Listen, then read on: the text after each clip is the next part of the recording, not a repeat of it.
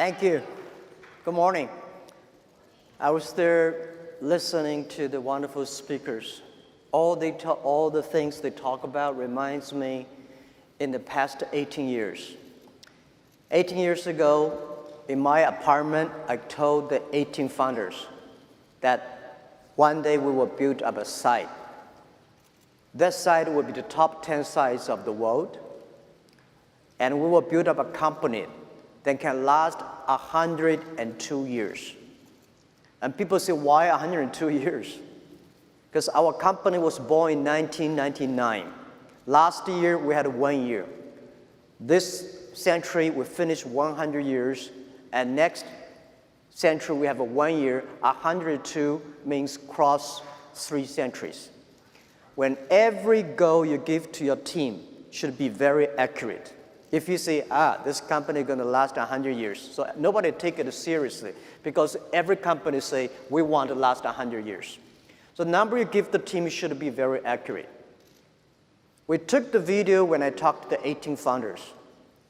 And today when I watch the video, a lot of people say, well, since we don't have anything to do, when you see 102 years, a big 10 sites, let's just do it. Very few people believe that we will make it happen. Because we don't have a high resumes, right? I graduated from Hangzhou Teachers College. And most of my colleagues at 18 founders, they were my students, my friends. None of them are very successful. Among the 18 people, there are only 3 people who know something about computer. The rest of 15 people know nothing about computer, nothing about the internet. We had no money. 18 people gathered $50,000. And we had no relationship. None of us from rich family or powerful family with a government office background. We don't have great talents. But I told the team that, guys, if we can be successful, 80% of the young people in the world can be successful. Because at that time, China had the internet was so backward. Nobody believed e-commerce in China. Nobody believed internet. People say China will not develop internet. And China will not have e-commerce because you don't have a credit card system, you don't have logistics, you don't have this, you don't have that. But I think someday China will have. If we start to do it now, if we prepare for 10, 15 years, the day that e-commerce in China will boom. So that was the thinking at the beginning. And 30 years ago, I was considered, in my early 30 years, I was considered to be a loser. I remember that, I applied university for 3 times, all failed. And after the first year when I finished university of high school, failed in examination for university, I went apply for a job in a police station. 5 classmates, we went there, 4 of them accepted, and I was rejected. And one of the 4 who were rejected, today he's my chief staff. He's been working in the police for 20 years. He's an excellent policeman, but when we talk about this, he always say, well, the day when we apply for being a policeman, you were rejected. They feel very proud. But they say, hey, Jack, you don't have a chance. And the second thing I remember very well, in Hangzhou, the first 4-star hotel in my city was built. My cousin and I waited for 2 hours and a half in a very hot summer in order to apply a job being a hotel waiter. After interview, my score was much better than my cousin. After interview, my cousin was accepted, and I was rejected. Reason is he was taller and more handsome. 30 years later, today, he is still working in that hotel in a lingerie room. And I changed my life. And the other thing is that it's true. 24 of my friends, we went for applied job in a KFC. And 23 accepted. I was the only guy rejected. I don't know why, but they say, you don't have it. So I thought maybe the God said you should do things yourself. Because I get used to be rejected. Even to today, most of the times when we fail, when we did not achieve something, I say, well, get used to it. We are the people, have to learn. We get used to be rejected. We get used to the days nobody come to help us, support us. We should not get used to be successful. When we succeed on something, we always feel very proud and honored and thankful. Even in 1999, Joe and I, our CFO and vice chairman, and we took him to Silicon Valley and asked for venture capitalist support. We were rejected by more than 30 venture capitalists. People even did not want to listen to we talk. They say, hey, you 18 guys, none of you guys have a high resumes. None of you guys, Joe he graduated from Yale.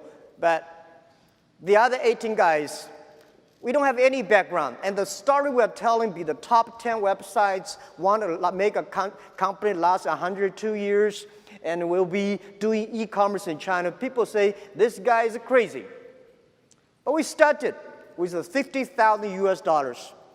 And then, I think 2 years later, Harvard came. They want to write a case study.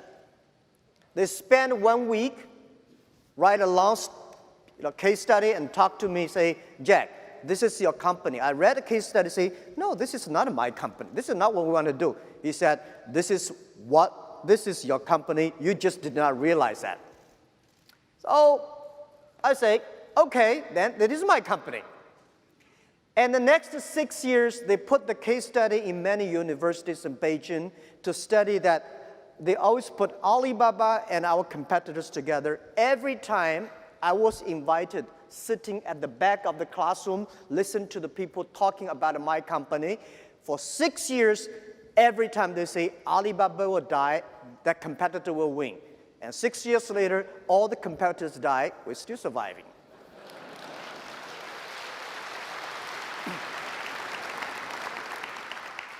The reason we do that, not because we're expert of internet, not because we are smart. We are not smart people.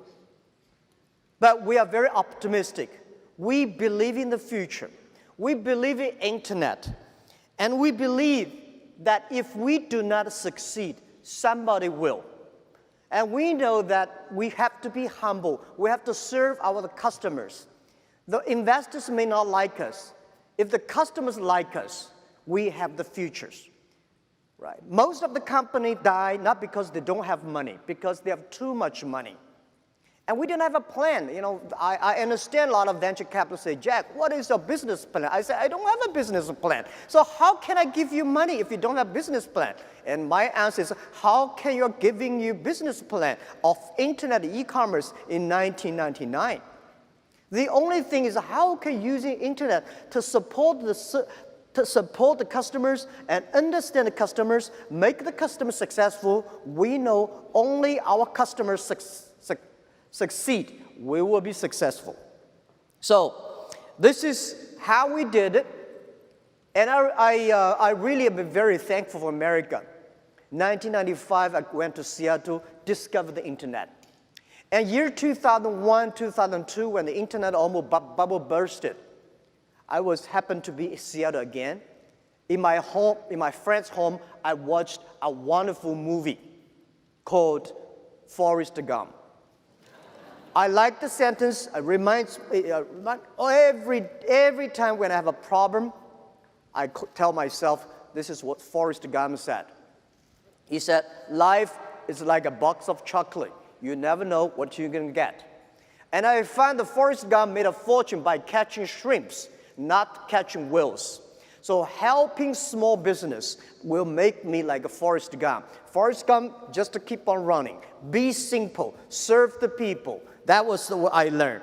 And also, I think the very important is after so many years, I learned. I keep on telling myself, yesterday I told you, and today I want to tell you again. As an entrepreneur, believe every day is difficult. Today is very difficult. tomorrow is much more difficult. But believing the day after tomorrow, that day is very beautiful. But most people die tomorrow evening. If you don't work hard, you don't see the sunshine. And people say, how could you inspire people when days are so bad?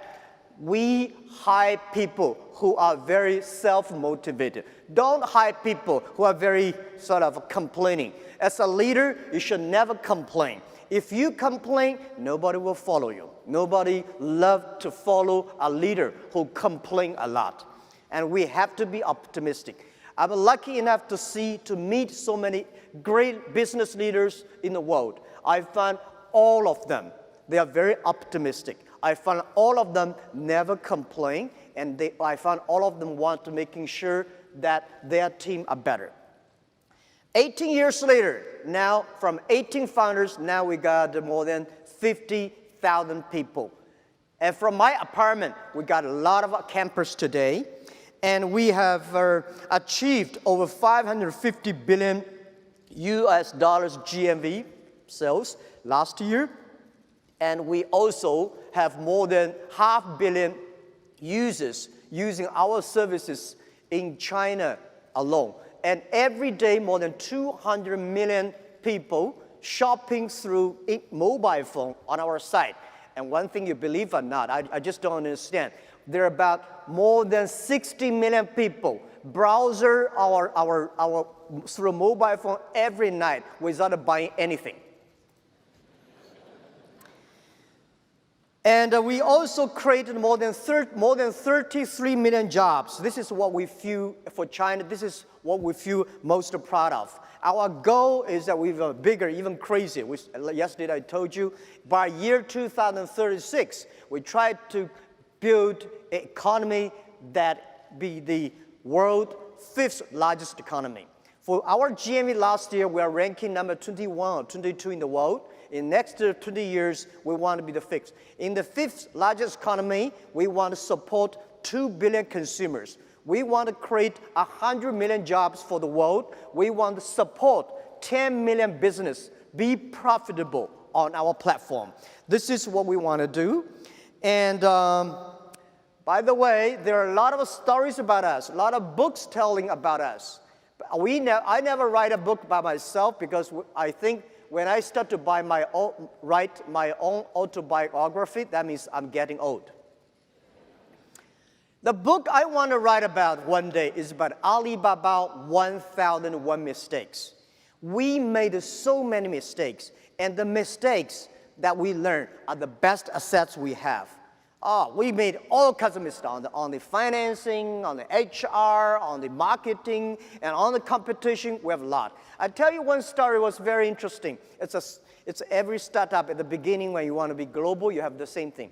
When we started Alibaba B2B, we are helping small business to selling things across the board. So we think, which country has the best technology on the internet? We say USA. And if we are helping international trade, you need English. Which country has a very good English? USA. And which country has most of the import-export business? USA. So we say, that means we should put Alibaba headquarters, or at least a big office in America. So we decided to build up a huge office in San Francisco. When we arrived in San Francisco, we found something wrong, because it is so difficult to hire people who know trade in the Silicon Valley, San Francisco. So we started hire people from Miami, from New York, all arriving into San Francisco. After 1 month or 2 months, we realized something wrong when we have like 30 people in our Silicon Valley office.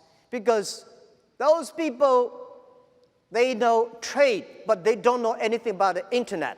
Those people who know about the internet, they do not know anything about the trade. And the other thing frustrated us is that it was a beautiful story at that time, because they say China in the daytime, USA in the evening.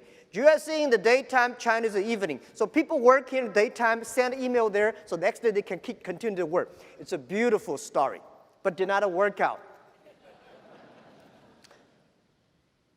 I later we find out that those people who know trade do not necessarily have to know English, or at least their English terrible. That's fine. People understand what you're talking about. We do not need English experts to do import-export. So we know something wrong, we say, we have to shut down the office. And I told the team, the 30 people, say, we're going to have shut down. You want to get a cash, or you want to get an Alibaba share? If you want to get a cash, $3,000, like $2,000 or $3,000 each person. If you want to get a share, 1 cent, 2 cents per share. You get options. Everybody say, give me cash, no shares. They all went home happily with $3,000. So we have a lot of mistakes we made, and a lot of colleagues also made mistakes. We survived.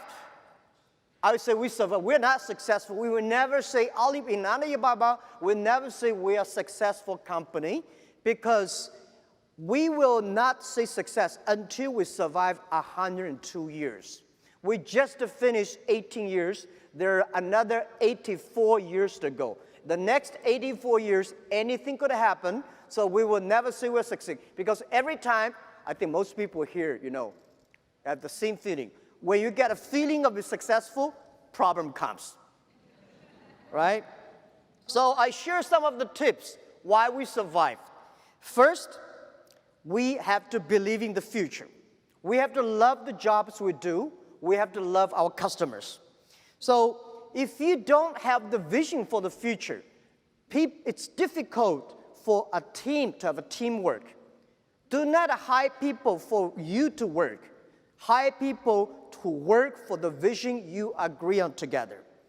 Especially young people, my advice that if you're 20 years old, please join a good company, find a good boss to learn how to do business. If you're 30 years old, if you want to do something yourself, try to do something yourself. When you are 40 years old, please do something that you are strong at and good at. When you're 50 years old, please spend time for the young people, giving chance for young people while you're still strong. When you're 60 years old, better spend time with your grandchildren on the beaches. This is generally speaking, and this is something that everything you do, you have to love it. If you do not like the things you're doing, your life is in trouble. All right. Second is that try to build a good team. What does a good team mean? The good team does not mean you hire excellent people from Harvard or from a multinational Fortune 500 companies. I remember when we raised the first $5 million, we think, now we have money from $50,000 to $5 million. So we should hire great people. We hired close to 10 excellent vice presidents for many multinational companies. One of the guys who are the marketing expert vice president of a big company, he gave me a business plan, a marketing plan, $12 million. And I say, hey, we only have $5 million. How could you give me a business plan for next year's budget to marketing $12 million? He said, Jack, I never make any plan below $20 million. Hire the right people, not necessarily the best people. The best people is always you train them. There's no best people in the market. The best people for you is always you train yourself. So, as I say, if you hire the people who are very good, not suitable to you, it's just like you are putting a Boeing 747 engine into a poor tractors. Neither of them are happy. The engine is not happy, the poor tractor is not happy. So find the right people. And the other thing I want to say is that making sure that you focus on the product and services.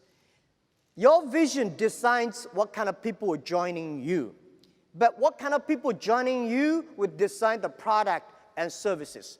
As the chairman, as the CEO, as the founder of the company, you have to be sure your customers are happy with your product and service. I know nothing about a computer. I hate high technology because people like me, when we hear about high technology, we are scared. But when we want to get the government support, we tell government we are high technology. But when we tell the consumers, users say, this is so simple. So for the first 2 years, I was the product tester of Alibaba website because I know 80% of the people in the world, on the business world, like me, we just want to have a dumb click, get what I want. So many of the times when the engineers design some wonderful softwares, they feel excited, and I would test it. If I cannot use it, just to throw it into the rubbish. If I can use it, I believe 80% of people can use it. So this is what I think is important. The fourth important for a startup, remember, always customer number one, employee number two, shareholder number three. If you put it's the customer pay you the money. It's the employees that their creation, their innovation make the customer happy. I believe if the customer happy, employees are happy, the shareholders will be happy. I don't like Wall Street put the shareholder number one. When shareholder put number one, people start to cheat. Number 5, as a startup, please stay focused. I find a lot of startups, they have so many dreams, they change dreams every day. If there are 9 rabbits on the ground, if you want to catch one rabbit, don't change the rabbit, change yourself, right? Remember that. 9 rabbits, you have to stick to one rabbit until that rabbit, you got it. Don't change the rabbit all the time, you will get nothing. So embrace the change and change yourselves. Well, the next thing I want to share with you, I want to tell you about the world has changed. The world is changing very, very fast. Don't complain about the change because you complain, it changes. You don't complain, it changes.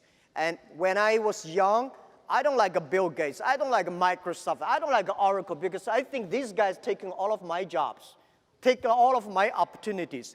When you are tiny, young, you want to compare yourself to Bill Gates, Larry Ellison, you will be very disappointed.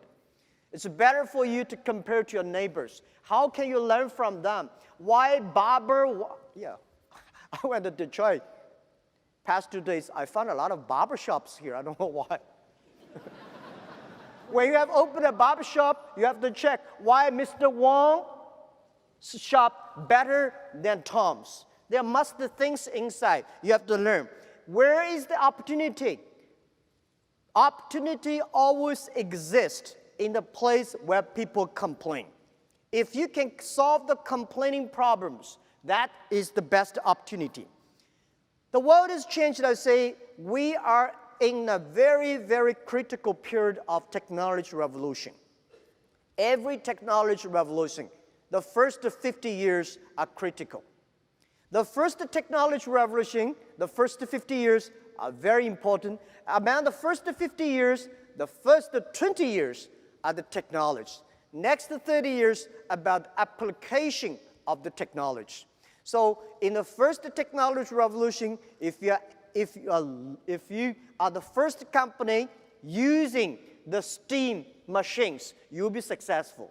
The second technology revolution, if you're the company using electricity sooner, faster, and quicker, then you will be successful.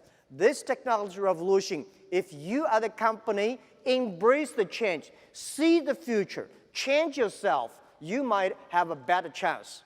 So why I say the world is dangerous? I say the first technology caused World War I. Second technology revolution caused World War II. Now we are entering the third technology revolution. It's going to be tough if we do not fight against the same enemy, poverty, disease, environment. The human being is going to be big trouble. So we have to be sure, we have to understand the future. And the other thing is that I want to say, people don't like globalization. I am a strong believer of globalization. I'm a strong believer of free trade. The past 20 years, globalization was designed for big companies. In 200 years ago, globalization was controlled by few emperors and kings. In the past 20 years, globalization was controlled and manipulated by 60,000 big companies. Young people had no chance. Small business had no chance. Women had no chance. Developing countries had no chance. But even that, past 20 years, the world economy grew very fast because of globalization. What if we can support 6 million, 16 million small business? They can go global. They can buy and sell. That thing will change very, very fast. So I think when the things is changing so fast, everybody here, all the young people have to think about this. What does this change mean to me, to my kids? What should I change myself to meet the changes? What kind of things I should do about it? So I recommend to many government officers, and I also would love to share this idea with many entrepreneurs here. Remember, pay special attention to next 30 years. In the past 20 years, we have a Google, we have Amazon, we have a Facebook, we have Alibaba, we have all the Uber, all the companies. But the next 30 years are not those pure internet companies will win. Next 30 years are those companies who can make use of the internet. Using internet well, those companies will win. So please pay special attention to the next 30 years. Please pay special attention to those people who are below 30 years old. Today, there are about 1.7 billion people in the world using internet. And most of those people are below 30 years. Those people who are below 30 years old, they are the internet generation. They are the generation going to change the future. Please pay attention, special attention to those companies who have less than 30 employees, because small companies will be the future, and small companies will be the companies of 21st century. I'm a strong believer of that, because in the past 100 years, industry period, everything is about amount, size, standardizations. Next 30 years, the world is shifting from standardization to personalizations. So big companies is going to face huge challenges. Small guys, we have problems, but these big guys, they have a big problems than we have. And if you want to be a successful people and entrepreneur, remember, you need IQ, EQ, and LQ. What is LQ? LQ is Q of love. If you want to be successful, you should have EQ. Because when you have EQ, you know how to deal with people. But if you do not want to fail, you should have the IQ. IQ may not be you, your team. I'm not a guy that have high IQ, but my team do have very high IQ. When we have a lot of high IQ guys, they need people like me with good EQ things. And LQ, the Q of love, is about care for others. When you care for others, last century, the IT enable yourself. This century, the DT, the data technology, is to enable the others. So when you pay special attention to next 30 years, people who are below 30 years old, company below 30 people, please also pay special attention to women. Women care for the other people much more than men. Men care for themselves more than women. One of the secret sauce for Alibaba is that we have more than 48% of the people in the company, they are women. We have more than 33% of the senior management are women. women is going to be very powerful in 21st century because last century, people compare about the muscle. This century, people compare about wisdom, about the user-friendliness. So I'm very happy these days I see a lot of women entrepreneurs here, especially on the internet. People really don't care you're a man or woman. They care whether you serve people better or not, whether you care people better or not. So pay special attention, hire as many women as possible. This is what we did in our company, and this is the secret sauce I want to share with you.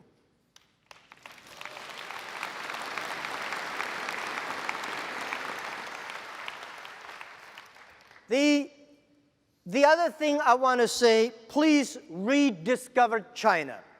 Before I talk about China, I want to show you a short video, just a few seconds, to see how China changed in past 30 years.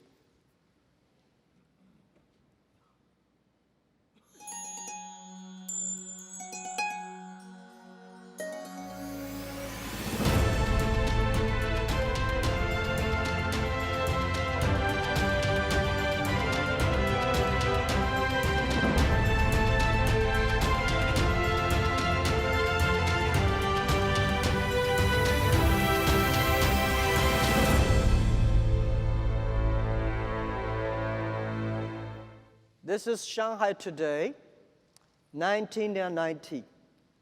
Less than 30 years ago, Shanghai was nothing, just a piece of, a farmland.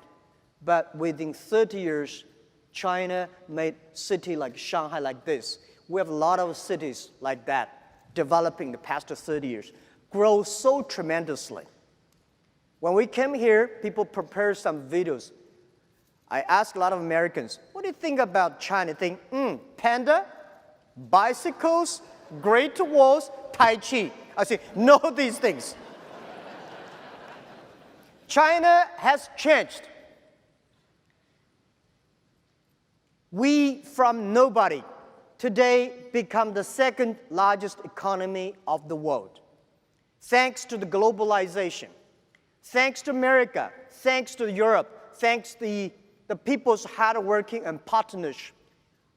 1972, when Nixon and Mao Zedong signed an agreement, opened the chapter of a political partnership between China and the USA, China did grow very fast. People like me, I was born in Hangzhou, the city where Nixon visited in 1972. I was like 8 years old. Because of that, Hangzhou became an open city. Because of that, we have a lot of American tourists to come to Hangzhou. I start to learn English, giving free tour to those American visitors. And I learned to think different because everything I learned from the books are so different from the things I heard from the American visitors. I know there's a world that is totally different than the other side of the world. In the past 30 years, China embraced the change. In the past 30 years, China take the decision to open and to reform. In the past 30 years, China opened globalization, which today, I think globalization was the name created by Americans. But today, the Americans don't like the globalization. We start to like it. And China also embrace the internet.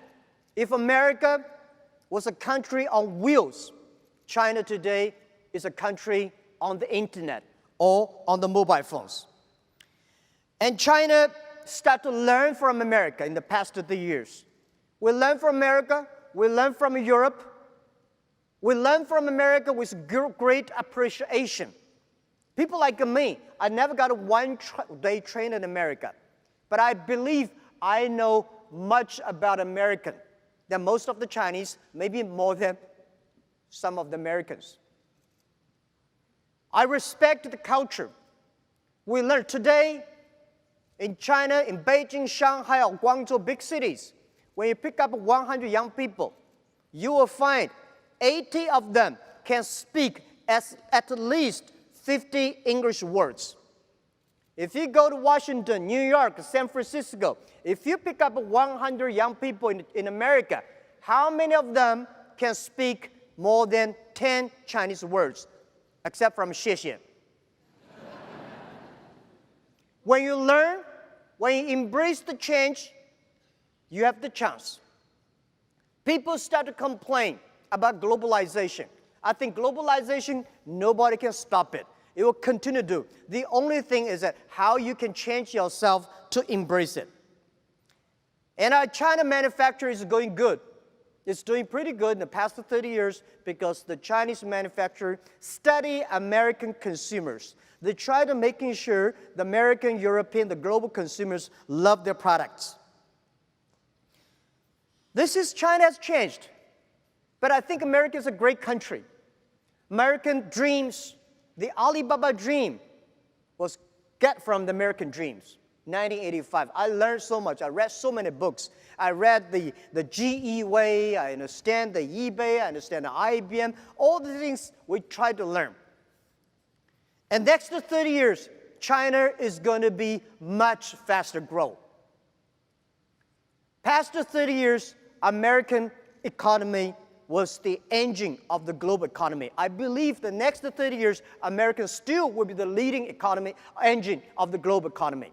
But China is going to be another big engine for the global economy.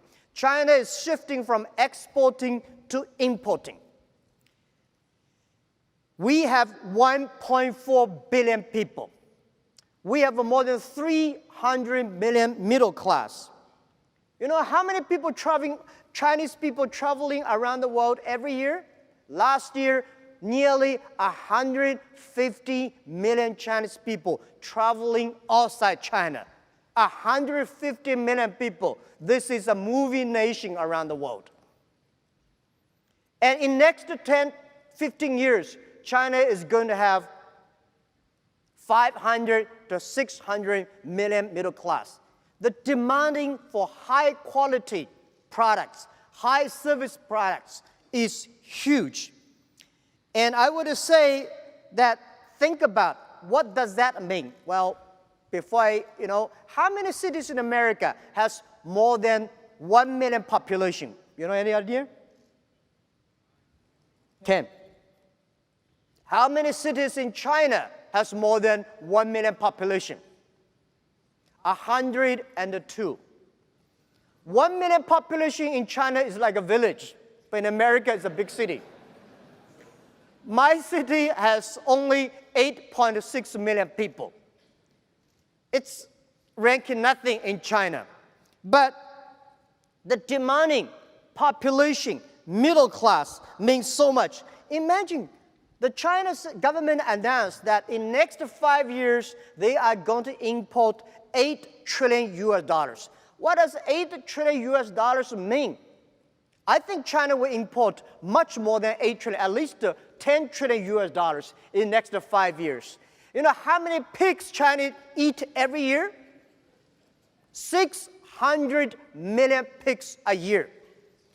Luckily, human beings are eating pigs, not a pig eating human beings. 600 million pigs. How many chickens we eat? 7 billion chickens a year. So the numbers are scary. But what does that mean? That means past 30 years, the American population, middle class, they changed the whole world economy. Next 30 years, China, the growing market, they are going to fundamentally change the landscape of the economy.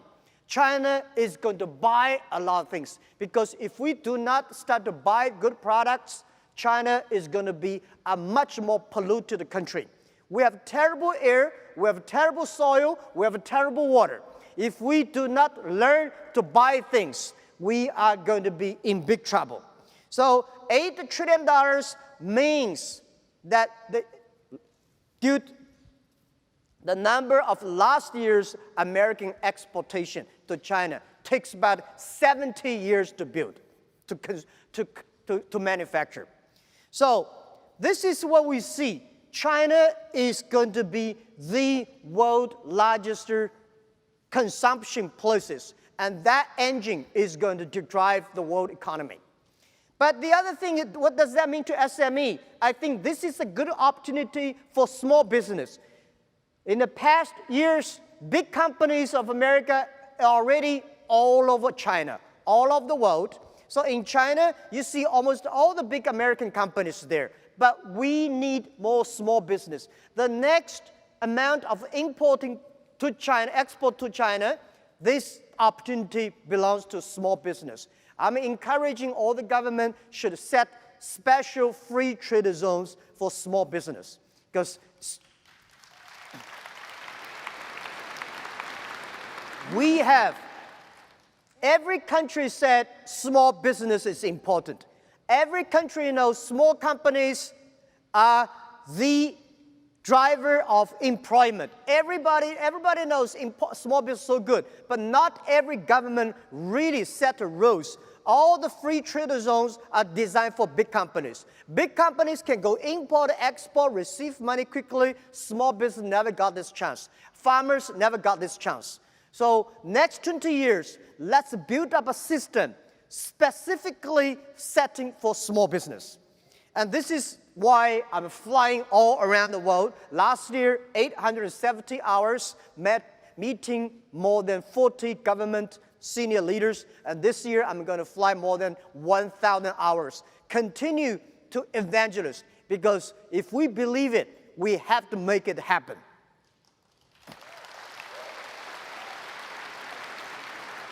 So, please view China as an opportunity. I'm so happy about President Xi Jinping and President Donald Trump, the wonderful dialogue they had.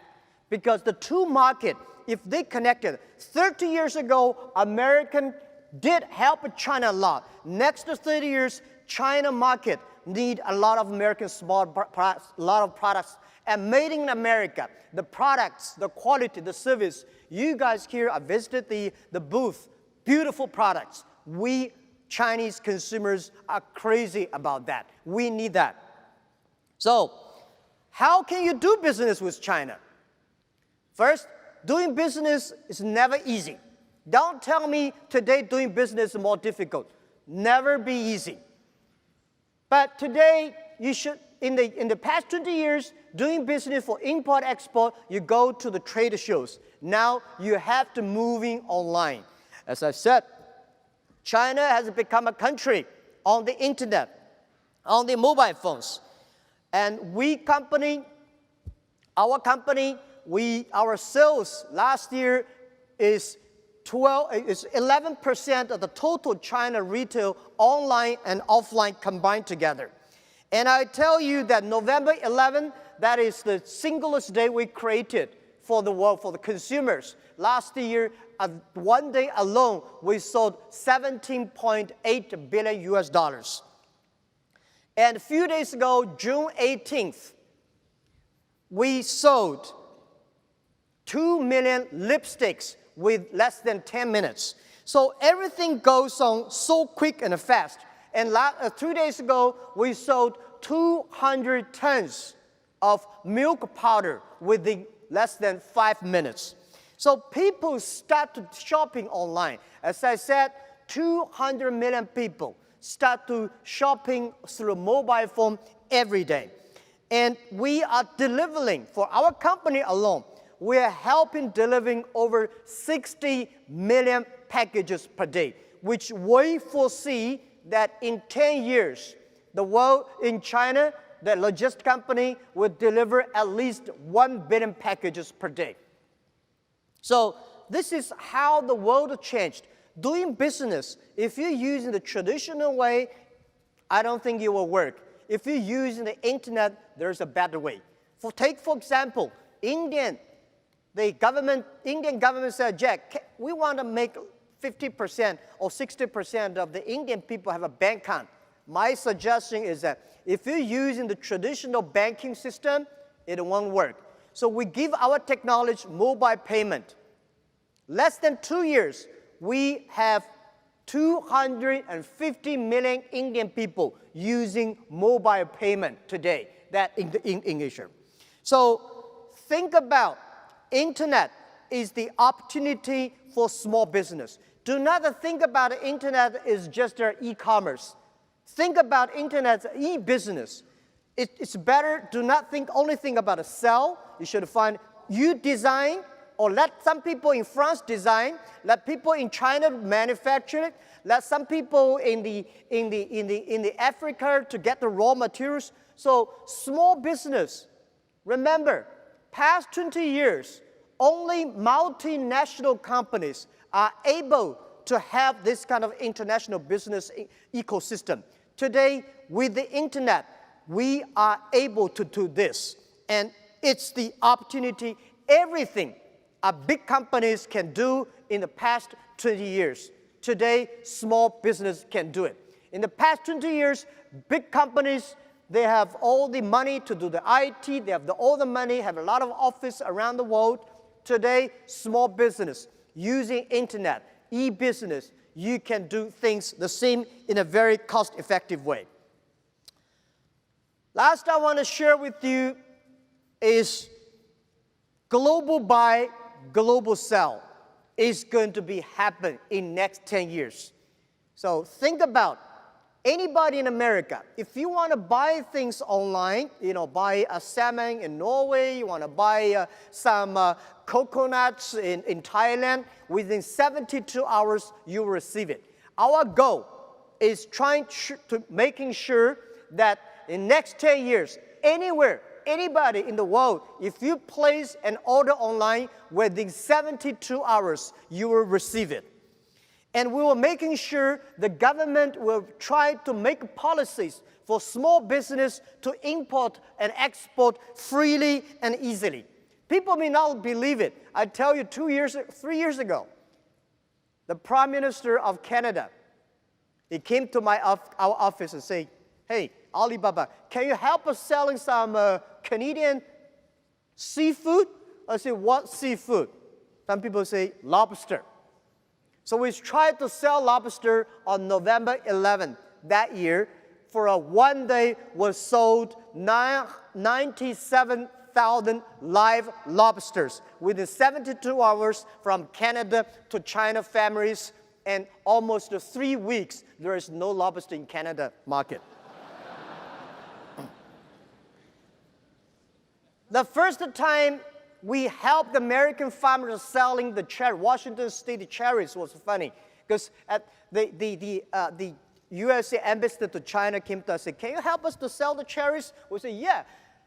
So we placed the order online, and the cherries still on the trees. When we got the cherries, when we got the orders, people started to pick up the cherries and deliver. Within 72 hours, cherries were picked, sent to China, distribute into 80,000 families.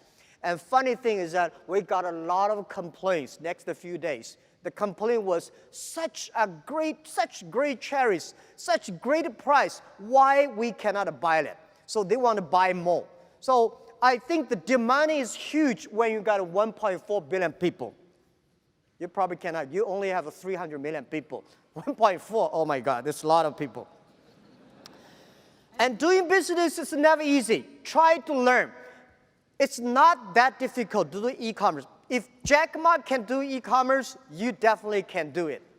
I'm for sure. A good thing is that today we are using mobile phones. We are not using computer. Computer is very complicated. Mobile phone buy and sell is easier. We hope one day with a mobile phone, if you plant potatoes, you can sell potatoes to anywhere in the world. With mobile phones, if you have a car, you can book Uber anywhere. So this is what we envision.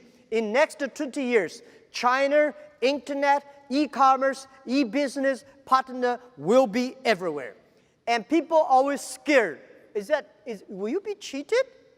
Or is there anything that scare me? Small business, you have nothing to lose. Don't worry about it.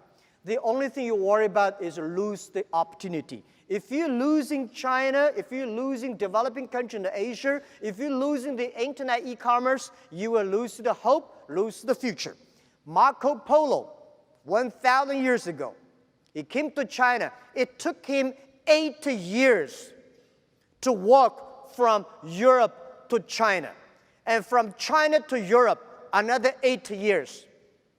Today, 8 seconds. You can go to China 100 million times because internet. At that time, Marco Polo came to China. There are a lot of terrible things happen on the way. Today, there's nothing that has happened. So please catch up this opportunity. The thing I want to tell you here is that don't miss this chance. This chance is going to be changed. And I think most of the small business will be globalized. If you are not a globalized business, small business, you will out of business. I'm not scaring you guys because you have to think out of the box. You have to do business. Because you're small, you are unique. Because you're small, it's difficult for you to compete locally. Because if you use the internet, you can compete globally. So don't miss opportunity, catch the opportunity. What Alibaba want to do is we want to build up the platform. We want to enable you with finding consumers, enable you finding the business partners, enable you to solve the money receiving problems, the payment problems, and logistic problems, and computing capability problems. But don't say, oh, does that mean I have to using Alibaba? No, not necessarily. Using any internet services, any e-commerce company that can help you to sell your things outside. Do not think, oh, well, should I rely on Alibaba? Rely on any e-commerce internet companies that you think it is helpful to you. So, but we commit that we will do a bad job. Finally, let's talk to our young people. The artificial intelligence is coming. And robots is going to replace a lot of jobs. But I'm a belief that 30 years later, this new technology is going to create more jobs than today. Every technology revolution comes, they kill jobs. And then 30 years later, those people who understand technology, who change themselves, they start to make more jobs. So pay attention to the kids' education. Machine is going to be smarter, but human beings are always wiser. So try to teach your kids to be more creative, to be more innovative, because only those people who are creative, innovative, then they can survive. And let our kids spending more time on doing e-commerce, because doing e-commerce is about respect the other culture. Doing e-commerce is about a communication. Spending more time on doing business online rather than only on chat box and on emails. By the way, I have one thing I noticed. It is so difficult to convincing successful people. One of the reasons why Alibaba succeed, because 10 years ago, we focus on those young people who are 18 years old, 20 years old, because they are not successful. If we help them, spending time with them for 10 years, they will be successful. But those people who are very successful, they will give you 100 reasons why we should not take this of new innovations. So spending time on the future and making sure that generation, I noticed that many American senior people, they spend a lot of time on sending, receive emails. Young people using the WeChat and chat on the mobile phones. This is the generation change. So the generation change is going to be scary. Let's make it up. And also, please use the internet. Please do business with China. Please learn and find the people who are smarter than you are. Thank you very, very much.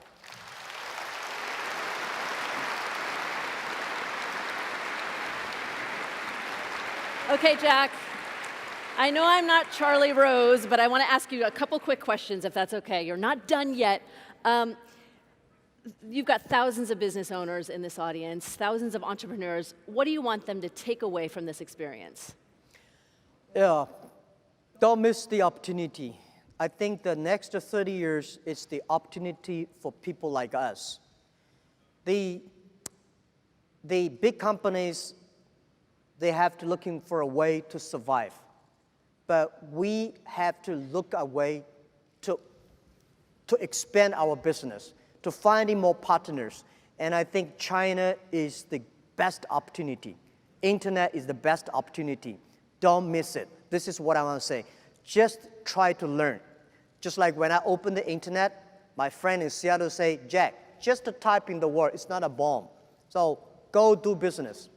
And I'm dying to know what's next for Jack Ma. I will go back to teach. At Harvard? They will be begging, I'm sure. I think that I will go back to teach in the entrepreneur schools, share with them the 1,001 mistakes. And I also would love to spend more time on the things I like, the environment protection, all these things. Because I don't think next 5 years I'll be strong, or 10 years I'll be strong enough to operate, to govern such a big economy. We should leave more opportunities for young people. And I think the world belongs to the young people. The world belongs to those people below 30 years old, the company who are below 30 employees. So I want to do the things that I'm good at, that is being a teacher. Well, we're glad that you didn't make it into the police department or KFC. And we thank you so much for sharing your wisdom and giving us an opportunity to learn about how to do business in China. Thank you so much, Jack Ma, for this event. Thank you very much. Thank you.